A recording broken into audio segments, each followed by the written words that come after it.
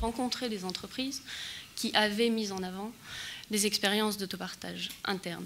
Il se développait et rencontrait d'importantes difficultés. La première tenant au chiffrage, en fait, de ce que pouvait représenter l'avantage conféré par l'autopartage.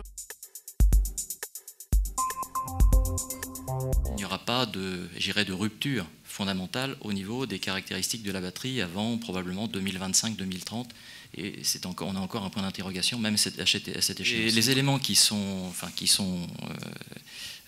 communiqués par les certains constructeurs automobiles jusqu'à présent laissent entendre qu'on pourrait avoir un doublement, voire un triplement de la capacité d'une batterie, donc ce qui voudrait dire grosso modo un doublement ou triplement de l'autonomie du véhicule, qui pourrait atteindre, pour un véhicule de gamme moyenne, donc de l'ordre de 400 à 500 km. La vraie question, et je pense qu'on revient tous dessus, c'est qu'est-ce qu'on va faire de ces données, comment on crée de la valeur sur la base de ces données. Et cette valeur, en fait, elle se crée sur différentes thématiques. On a une première thématique qui est autour de la maintenance.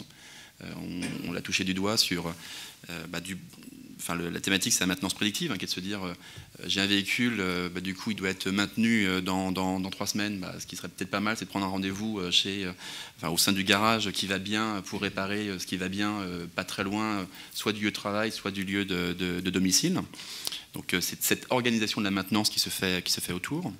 Vous avez une deuxième thématique en fait qui est autour du TCO, sur l'usage, je reviens sur l'usage, ça je l'ai encore redit, du véhicule.